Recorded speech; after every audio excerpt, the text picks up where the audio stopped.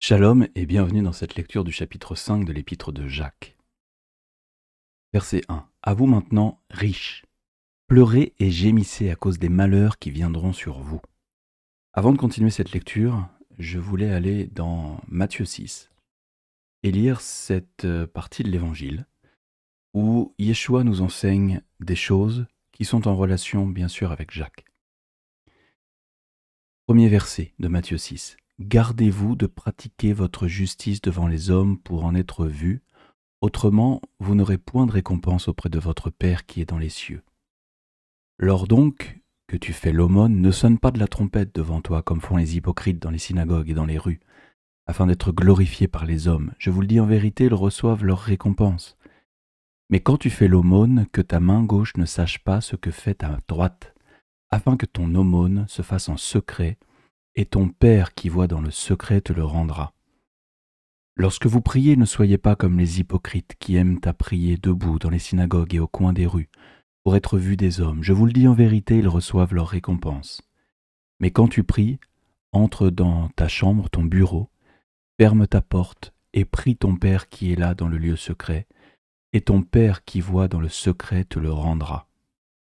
En priant, ne multipliez pas de vaines paroles comme les païens qui s'imaginent qu'à force de paroles, ils seront exaucés.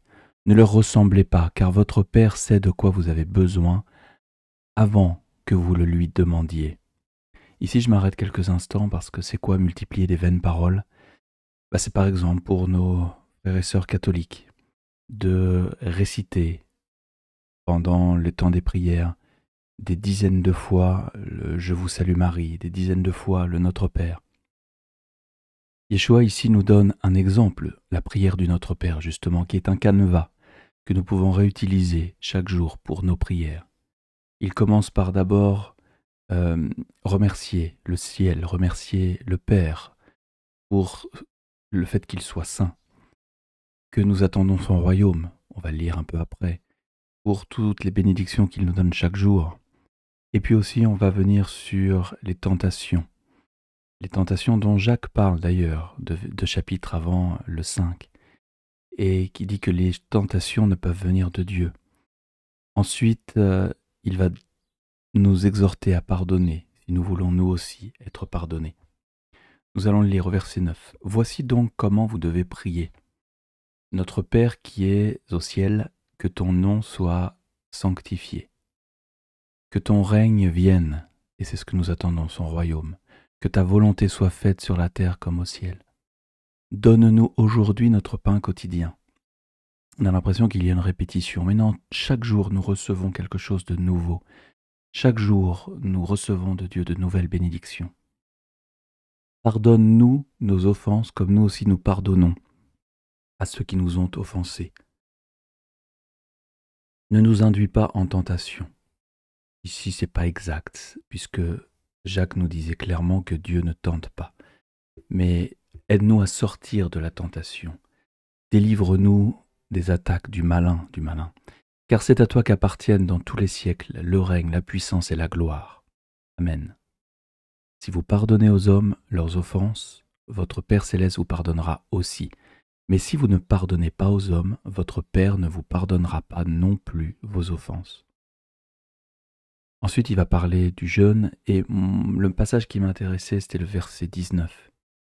Ne vous amassez pas des trésors sur la terre, où la teigne et la rouille détruisent, et où les voleurs percent et dérobent, mais amassez-vous des trésors dans le ciel, où la teigne et la rouille ne détruisent point, et où les voleurs ne percent ni ne dérobent, car là où est ton trésor, là aussi sera ton cœur. Là où est ton trésor, là aussi sera ton cœur.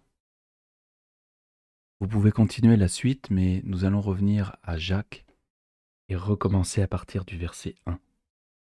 À vous maintenant, riches, pleurez et gémissez à cause des malheurs qui viendront sur vous. Vos richesses sont pourries et vos vêtements sont rongés par les teignes.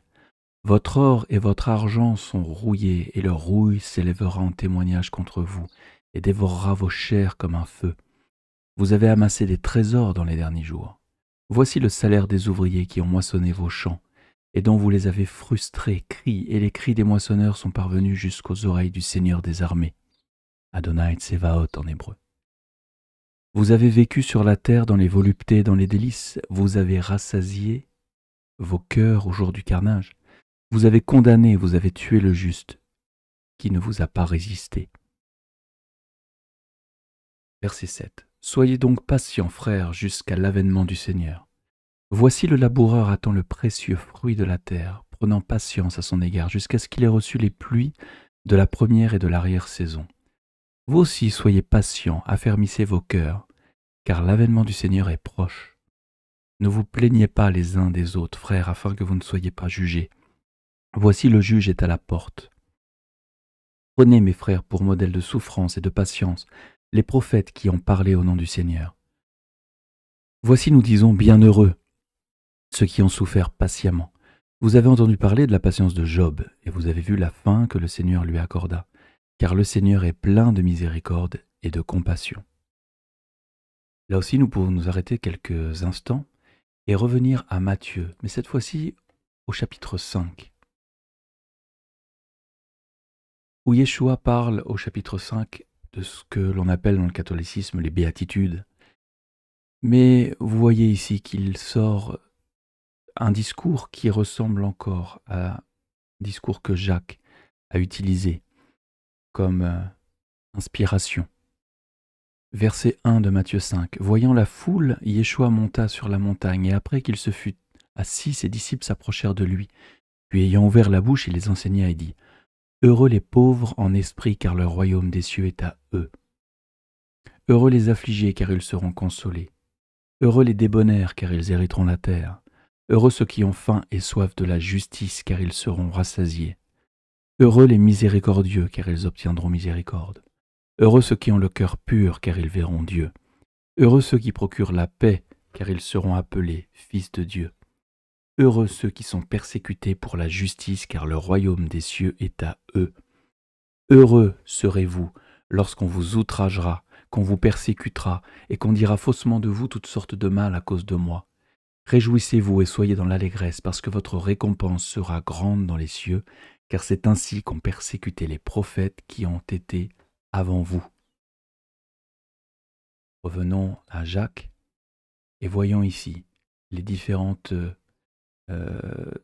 paroles de Jacques au verset 10. Prenez, mes frères, pour modèle de souffrance et de patience les prophètes. Yeshua a dit exactement la même chose, qui ont parlé au nom du Seigneur. Voici, nous disons, heureux, bienheureux ceux qui ont souffert patiemment. Et Jacques réutilise les paroles de Matthieu 5. Vous avez entendu parler de la patience de Job et vous avez vu la fin que le Seigneur lui accorda, car le Seigneur est plein de miséricorde et de compassion. Verset 12. Avant toute chose, mes frères, ne jurez ni par le ciel, ni par la terre, ni par aucun autre serment, mais que votre oui soit oui et que votre non soit non, afin que vous ne tombiez pas sous le jugement. Verset 13. Quelqu'un parmi vous est-il dans la souffrance? Qu'il prie. Quelqu'un est-il dans la joie? Qu'il chante des cantiques. Quelqu'un parmi vous est-il malade? Qu'il appelle les anciens de l'Église, de la communauté, de la Keïla, et que les anciens prient pour lui, en loignant d'huile au nom du Seigneur. La prière de la foi sauvera le malade, et le Seigneur le relèvera, et s'il a commis des péchés, il lui sera pardonné. Verset 16. Confessez donc vos péchés les uns aux autres, et priez les uns pour les autres, afin que vous soyez guéris. La prière fervente du juste a une grande efficace. Élie était un homme de la même nature que nous. Il pria avec instance pour qu'il ne plût point, et il ne tomba point de pluie sur la terre pendant 3 ans et 6 mois. Puis il pria de nouveau, et le ciel donna de la pluie, et la terre produisit son fruit. Mes frères, si quelqu'un parmi vous s'est égaré loin de la vérité, et qu'un autre l'y ramène, qu'il sache que celui qui ramènera un pécheur de la voie où il s'était égaré sauvera une âme de la mort et couvrira une multitude de péchés.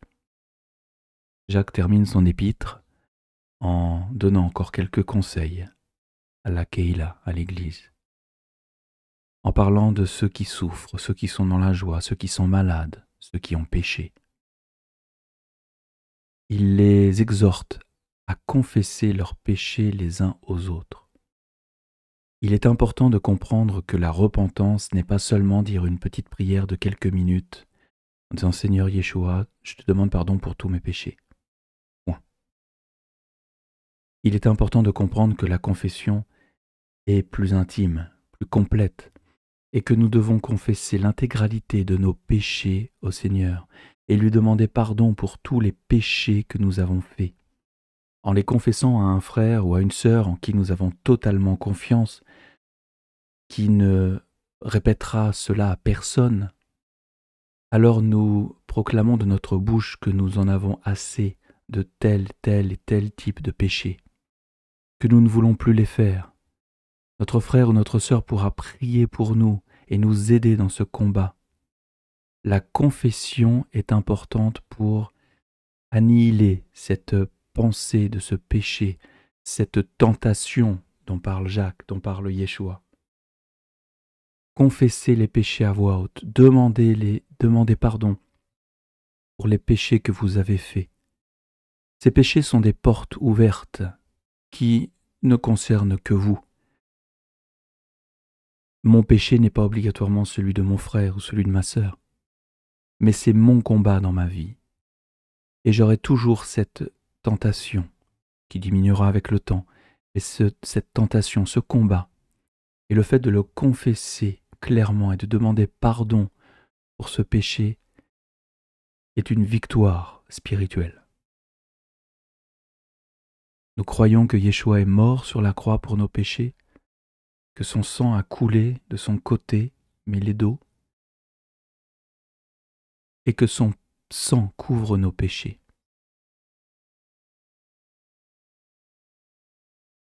Shalom.